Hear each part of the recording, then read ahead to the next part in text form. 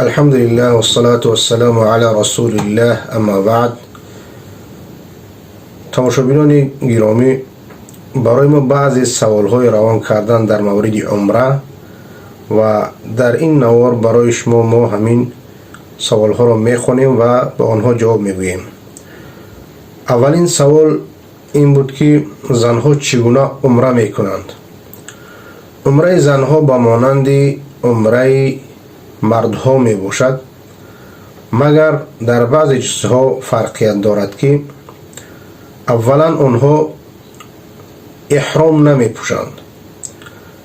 زنها هر لباسی که پاکیزه باشد یا اینکه یک لباس جدید می پوشند و نقاب جایز نیست پوشیدن، دستکش برای آنها جایز نیست پوشیدن و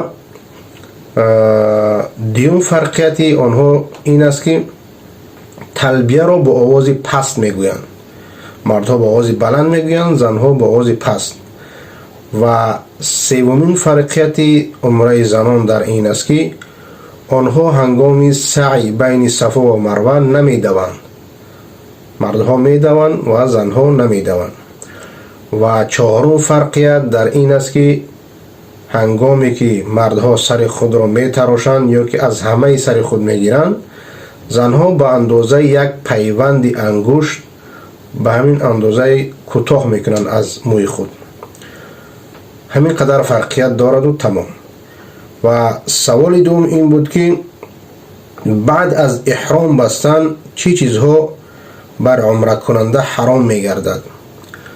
خب بعد از احرام بستن عمره کننده باید بداند که بعضی چیزهایی که در حیات حلال است بعد از احرام بستن آنها حرام می گردد.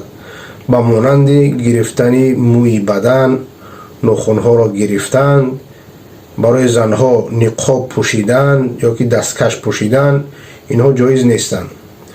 و دیگر جایز نیست که شکار بکند، چی پرنده باشد، هر چیزی که در حرم هست شکار کردن آن حرام است. نکاح بستن، جماع کردن، جنگ و جدال در حرم، این همه حرام است. و درخت حرم را شکستن حرام است. یا اینکه لباس دوخته شده پوشیدن برای مردها جایز نیست و برای زنها البته که جایز است.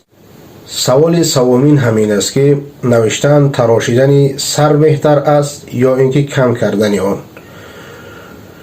خب تراشیدن موی سر یا اینکه کم کردن موی سر، این برای مردها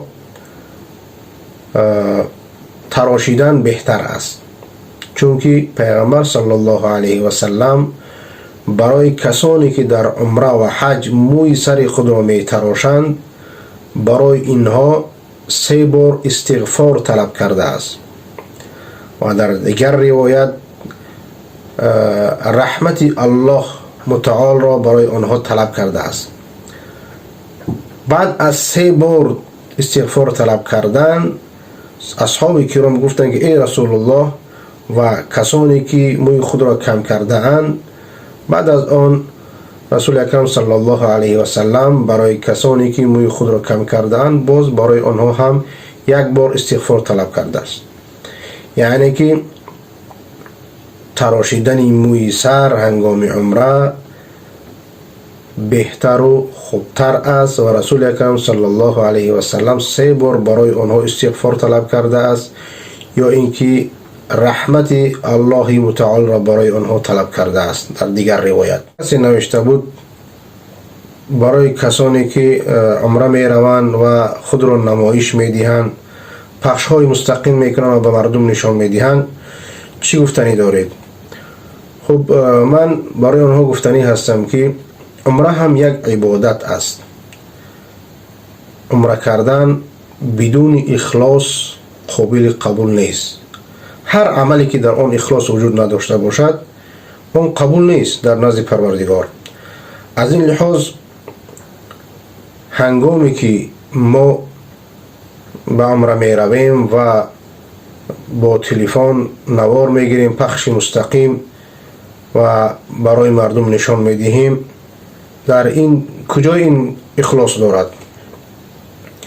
رسول اکرم صلی الله علیه و سلم وقتی که به حج رفتن، انس ابن مالک رضی الله تعالی عنه میگوید که پیغمبر صلی الله علیه و سلم بر یک شتر حج کردن که زین آن کهنه بود و بر بالای آن یک متاعی بود که 4 درهم بود یا اینکه نبود، یعنی نرخ و قیمت همون متاعی که بر شتر مانده بودن 4 درهم بود یا نبود. و رسول اکرم صلی الله علیه و سلم می گفتند که اللهم حجتا لا ریاء فیها ولا سمعه، پروردگار من حج می خواهم که در آن ریا و خودنمایی نباشد. و کسی که عمره می کند باید بگوید که اللهم عمرة لا ریاء فیها ولا سمعه، پروردگار من عمره می خواهم که در آن ریا و سمعت خودنمایی نباشد. و اگر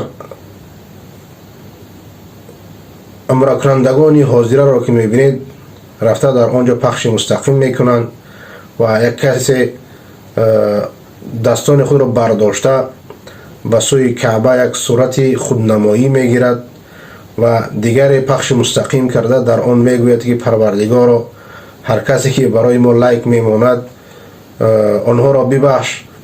یعنی این همه خودنمایی، این همه خودنشانتهی در این هیچ اخلاصی وجود ندارد. این پر از ریا، پر از خودنمایی است. از این لحاظ دست از این کارها بکشید تا که الله متعال اینقدر زحمتی که شما کشیدید و اونجا رفتید این عمره شما را قبول بگرداند.